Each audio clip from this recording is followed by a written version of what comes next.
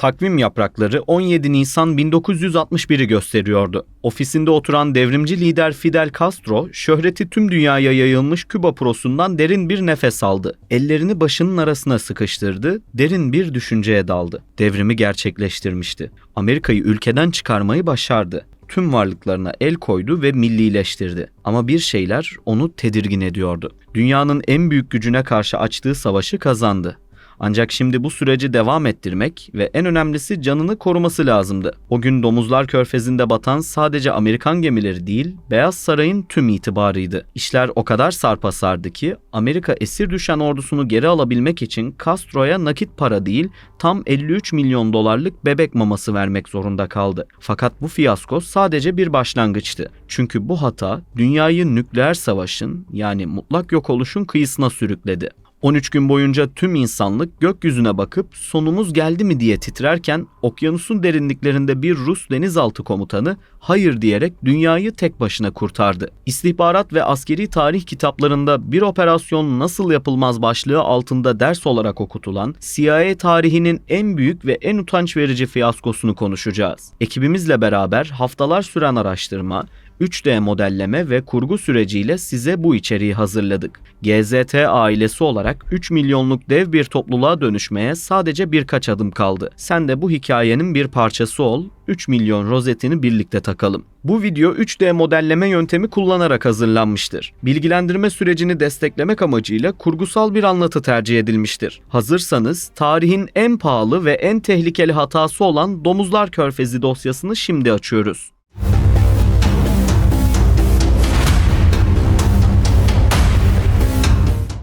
Küba devriminin ilk yıllarındaki önemli bir krizi anlatarak başlayacağız. 20 Ekim 1959'da Küba ordusu komutanı ve Küba devrimi gazisi Huber Matos istifa etti. Matos'un 15 subayı da onunla birlikte istifa etti. İstifanın hemen ardından Castro, Matos'u sadakatsizlikle suçladı ve Camilo Cienfuegos'u Matos ve beraberindeki subayları tutuklaması için görevlendirdi. Dün omuz omuza olanlar bugün düşman olmuştu. Castro ve Matos zamanında devrim kutlanırken tankın üzerinde meşhur bir fotoğraf vermişti. Matos ve subaylar Havana'ya götürülerek La Cabana'da hapsedildi. Bu olay Castro'nun devrimindeki eski işbirlikçilerinin görevden alınmasıyla aynı zamana denk gelmesiyle dikkati çekiyor. Castro'nun Küba'daki yeni hükümet üzerinde daha fazla kişisel kontrol kurmaya başladığı bir dönüm noktası oldu. Matos'u tutuklayan polis ve Castro'nun eski işbirlikçisi Camilo Cienfuegos olaydan kısa bir süre sonra gizemli bir uçak kazasında öldü. Sadece Matos değil, gizli bir Castro muhalifi eski komünist lider daha ortaya çıktı. Adı Manuel Artim. Artim, Havana'daki bir güvenli evde diğer muhaliflerle birlikte devrimci kurtuluş hareketini kurdu. Ardından Havana'daki Amerikan Büyükelçiliği ile iletişime geçti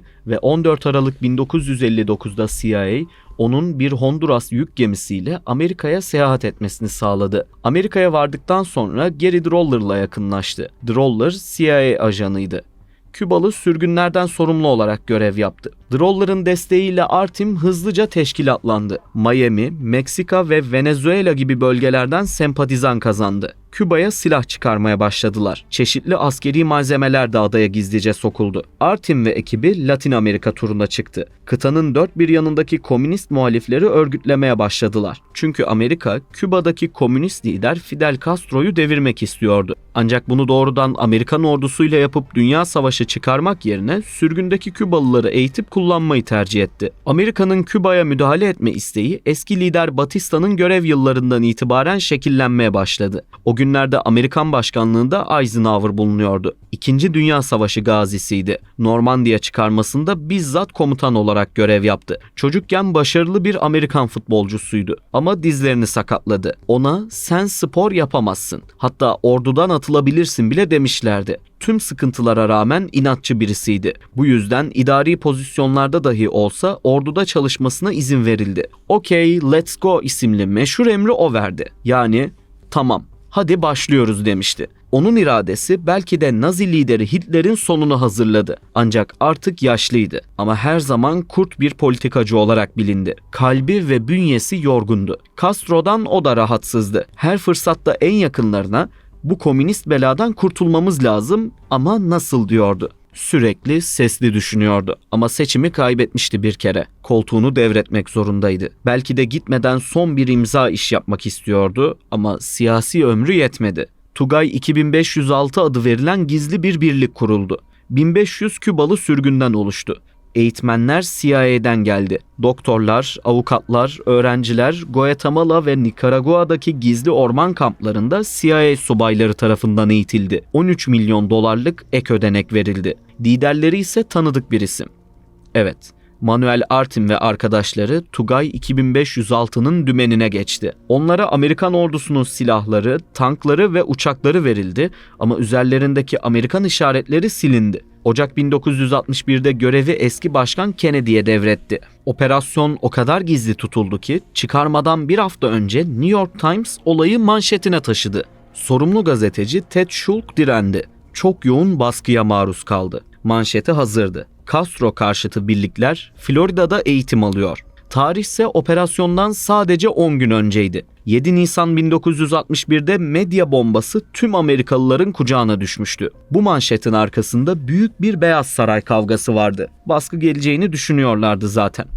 Ama o günkü gazete yönetimi ilk etapta direnmeyi seçti. Manşeti sertleştirme kararı aldılar. Şöyle diyeceklerdi: Amerika istihbaratı Küba'yı işgal etmeye hazırlanıyor. Beyaz Saray bunu öğrendi. Kennedy bizzat gazetenin yayıncısını arayarak ulusal güvenlik tehlikede, askerlerin hayatını riske atıyorsunuz diye baskı yaptı. Bir süre sonra gazete baskıya boyun eğdi. İşgal yakın ifadesini çıkardı, başlığı küçülttü ve CIA kelimesini metinden sildi. Ancak yine de Kübalıların Florida'da eğitildiğini yazarak Castro'ya geliyoruz mesajını vermiş oldular. Castro Amerikalıları çoktan bekliyordu.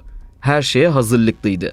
CIA analistleri tüm planlara çalışmaya başladı. Temel soru şuydu: havadan indirme yapıp Castro'yu yakalayalım mı? Yoksa uygun yerden amfibi çıkarma yapıp başkente mi yürüyelim? İkinci soru tercih edildi. Eski başkan Kennedy'den sadece 5 kelimeden oluşan kısa, net bir talimat geldi. O komünistin yok edilmesini istiyorum. CIA bu operasyonu planlarken 1954'te Guatemala'da gerçekleştirdiği başarılı darbeyi tekrar yapabileceklerini düşündü. Orada küçük bir birlik ve psikolojik harple hükümeti devirmişlerdi. Ama büyük bir hatanın içine düştüklerini operasyon sırasında acı bir şekilde tecrübe edeceklerdi. Castro, Guatemala lideri gibi savunmasız değildi. Halkın büyük desteğine sahip silahlı bir devrimciydi ve bu saldırıyı bekliyordu. Aslında Domuzlar Körfezi çıkarmasını Trinidad şehrine yapmayı planladılar. Çünkü burada Castro karşıtı nüfus yoğundu. Ayrıca operasyondan sonra kaçmak için gerekli olan sarp dağlık alanlar isteniyordu. Bu grup işgalci birliklere katılacak ve gerekirse birkaç yıl önce Fidel Castro'nun Sierra Maestra dağlarında başarıyla yürüttüğü savaşın benzerini ona karşı yürütecekti. CIA yöneticileri geniş bir masaya ayrıntılı topografik haritaları serdi. Neden basit siyasi haritaları tercih etmediler diye sorduğunuzu fark ettim. Topografik haritalarda yeryüzünde bulunan tüm unsurlar 3 boyutlu olarak yer alır. Ellerinizle dağları, ovaları ve nehirleri hissedersiniz. Bu yüzden bu tip haritalar kullanıldı. Domuzlar Körfezi bataklıktı. Kaçış yolu yoktu ve en önemlisi ıssızdı. Halktan uzaktaydı. Kennedy uçak sayısını 16'dan 8'e indirdi ve CIA'ye iniş bölgesi ve zamanını değiştirmesini söyledi. Daha sonra en kötü yerlerden biri olduğu anlaşılacak olan bir yeri seçtiler. Adanın güneyinde ulaşılması zor bir koy olan Domuzlar Körfezi. Bu bölgede kıyı şeritleri çok sertti. Geçilmez mangrove ormanları ve Küba'da köpek dişleri olarak bilinen jilet gibi keskin resiflerle dolu bataklık bir bölgeydi. Bu gizlice ve hızlıca iniş yapmak için zor bir senaryo oldu. Amerikalılar karaya çıktığı anda onları destekleyen kimse olmayacaktı. Sadece sivrisinekler, cırcır böcekleri ve az sayıda Castro'nun askeri vardı. CIA analizcileri hava fotoğraflarındaki lekeleri yosun sandı. Oysa onlar keskin mercan resifleriydi. Bu resifler operasyon sırasında Amerikalıların başına bela oldu. Planın içine kurnazca bir detay eklendi. Hava saldırısı düzenlenecekti. B-26'ların kullanılmasına karar verildi. Ama Amerikalılar uçakları Küba Hava Kuvvetleri'nin renklerine boyadı. Bu uçaklar işgalden hemen önce havalanıp Küba havaalanlarını bombalayacaktı. Dünya basınına ise Castro'nun kendi pilotları isyan etti. Kendi üslerini bombalıyorlar yalanı söylenecekti.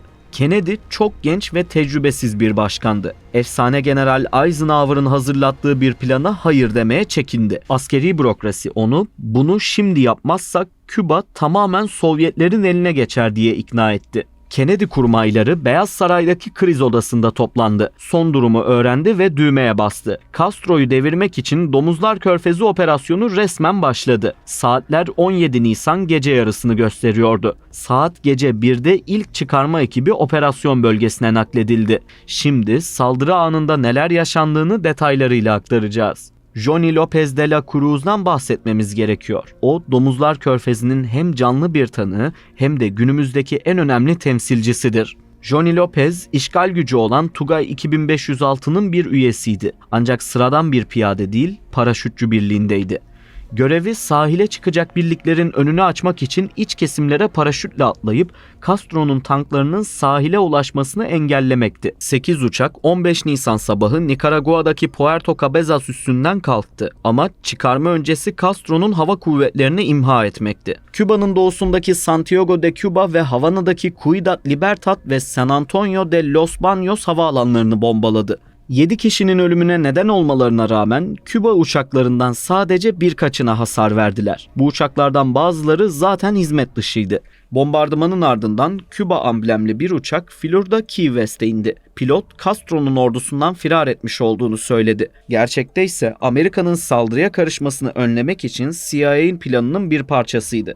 Bu şekilde Amerika tarafından desteklenen bir eylemden ziyade Küba'da Castro karşıtı bir iç ayaklanmanın başladığı izlenimi oluşturulacaktı. Castro'nun uçaklarının çoğu yok edilemedi. Yalan ortaya çıkınca Kennedy ikinci hava saldırısını iptal etti. Sahildeki askerler hava desteği olmadan ölüme terk edildi. Ana çıkarma gemileri kıyıya yaklaşırken teknelerin altından korkunç sürtünme sesleri gelmeye başladı. CIA analistlerinin hava fotoğraflarında yosun veya bulut gölgesi sandığı karaltıların aslında keskin mercan resifleri olduğu anlaşıldı. Botların çoğu parçalandı, battı. Askerler ağır teçhizatla göğüs hizasındaki suya atlayıp kıyıya sürünmek zorunda kaldı. 17 Nisan gününün şafağı sökmek üzereydi. İşte tam da bu anda asıl felaket başladı. Tugay 2506 askerleri gökyüzüne baktıklarında vaat edilen Amerikan uçaklarını göremediler. Çünkü New York Times manşetinden sonra Kennedy planda yer alan hava desteğini çekme kararı almıştı. Ama bundan cephedeki askerlerin haberi yoktu.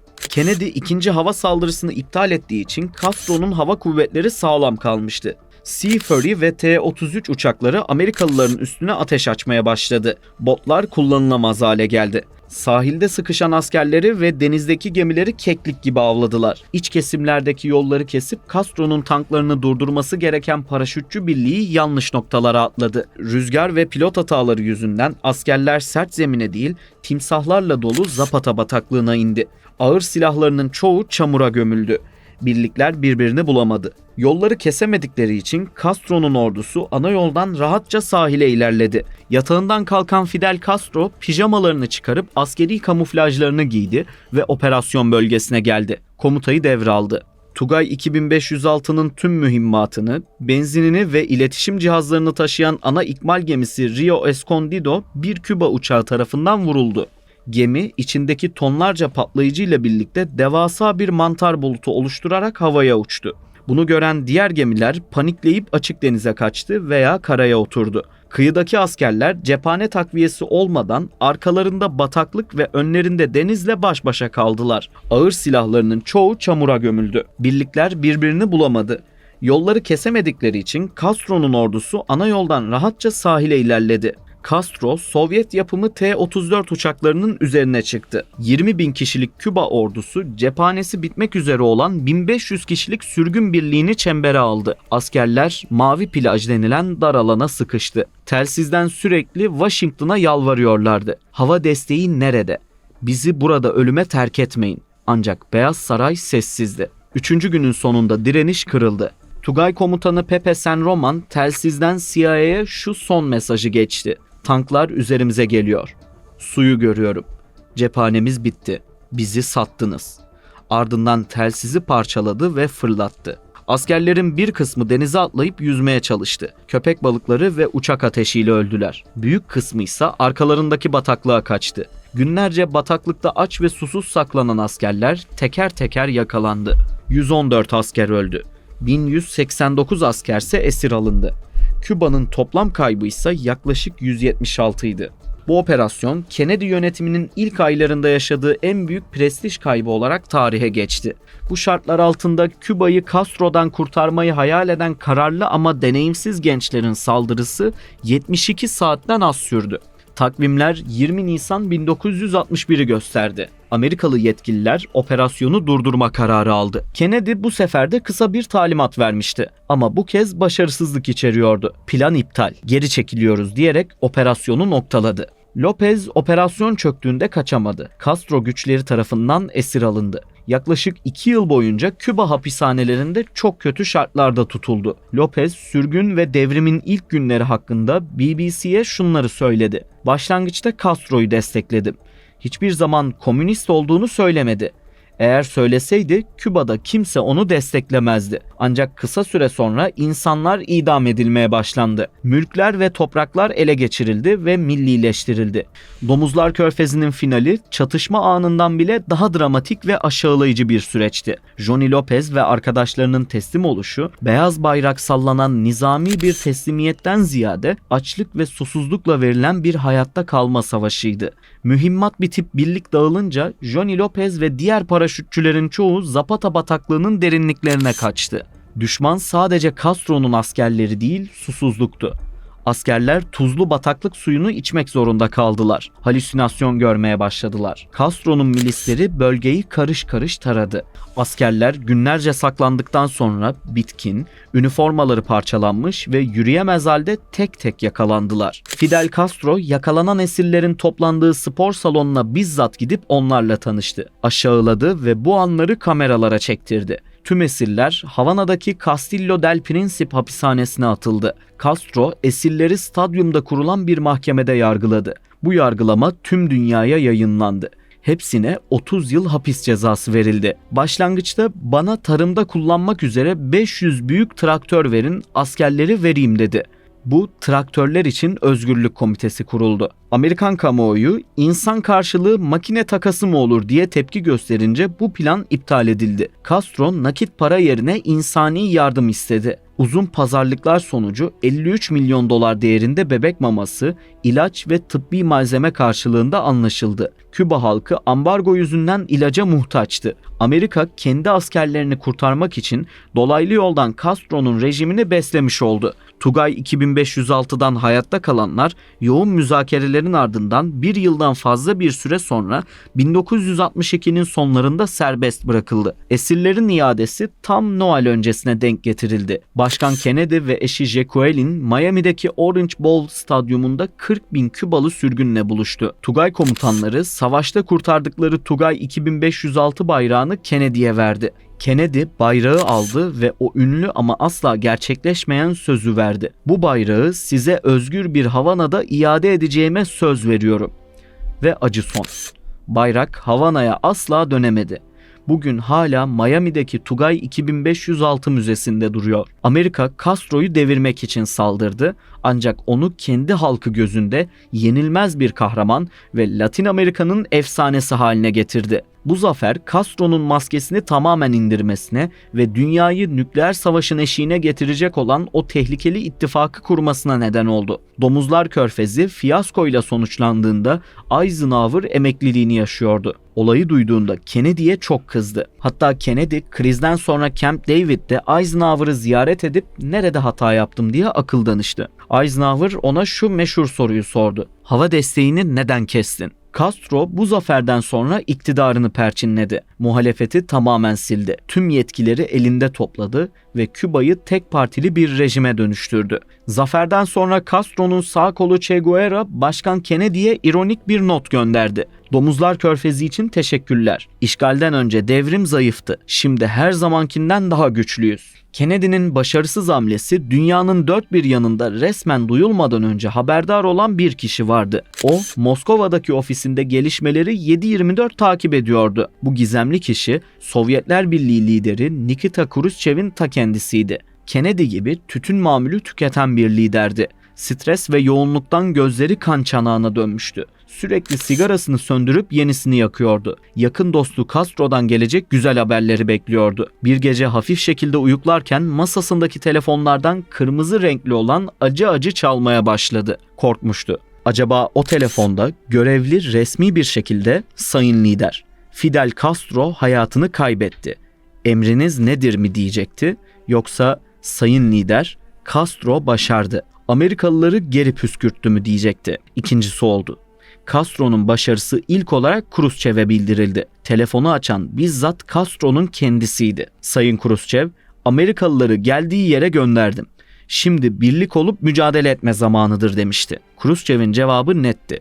"Seni koruruz ama oraya nükleer füze yerleştirmemiz lazım." Sovyet lideri Nikita Khrushchev Domuzlar Körfezi'ni izlerken hem keyifli hem de endişeliydi. Khrushchev, Amerika'nın bu kadar amatörce bir hata yapmasıyla dalga geçti. Genç başkan Kennedy'yi tecrübesiz ve zayıf olarak gördü. Bu, Sovyetlerin daha cesur adımlar atmasına neden oldu. Sovyetler için Küba, Amerika'nın burnunun dibinde batmaz bir uçak gemisi demekti. Florida'ya sadece 150 kilometre mesafesi vardı. Amerika'nın Türkiye'ye yerleştirdiği nükleer Jüpiter füzelerine cevap vermek için mükemmel bir fırsat yakaladı.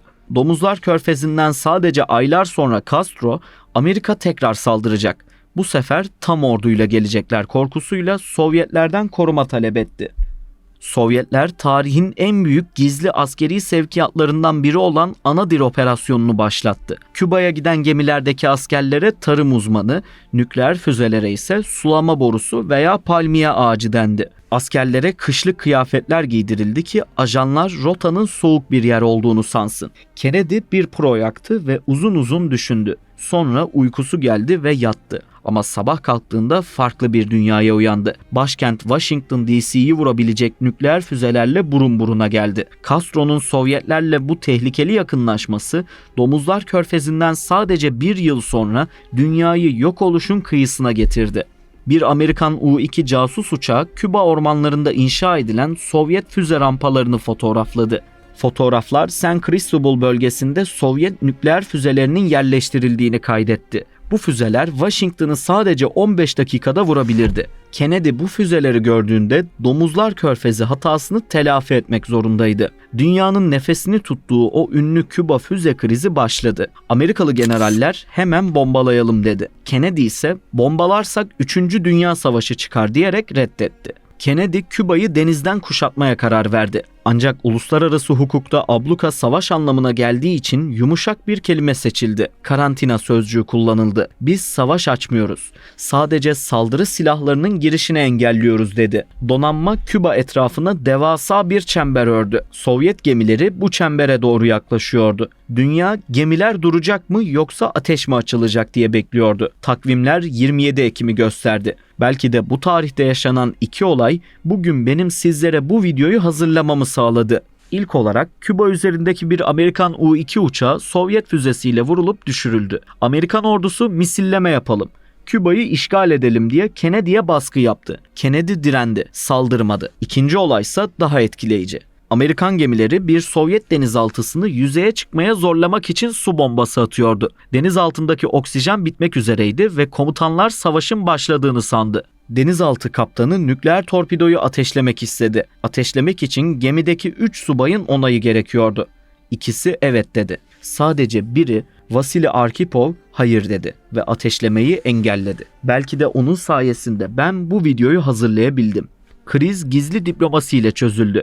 Khrushchev, "Küba'yı işgal etmeyeceğinize söz verirseniz füzeleri çekerim," dedi. Kennedy kabul etti. Sovyetler, "Siz de Türkiye'deki Jüpiter füzelerini sökeceksiniz," dedi. Kennedy bunu kabul etti ama "Bunu halka duyurmayın. Zayıf görünürüm.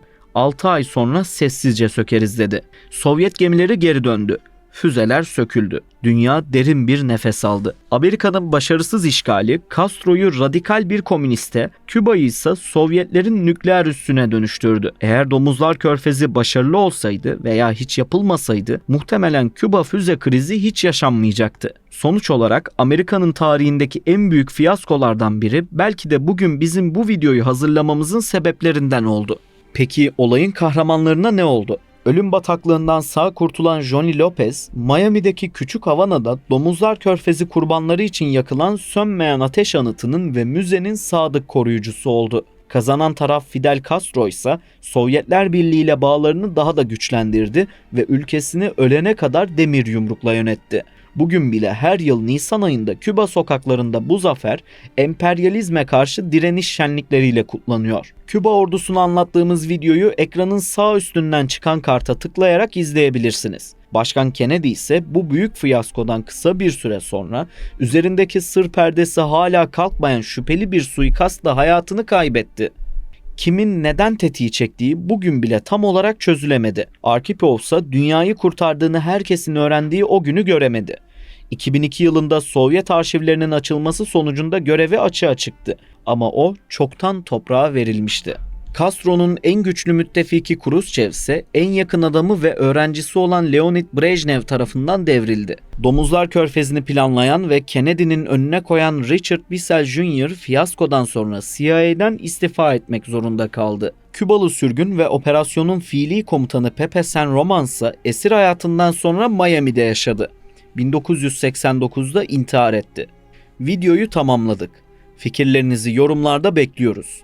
Bu tarz daha fazla içerik için GZT'ye katılmayı ve abone olmayı unutmayın. İzlediğiniz için teşekkürler.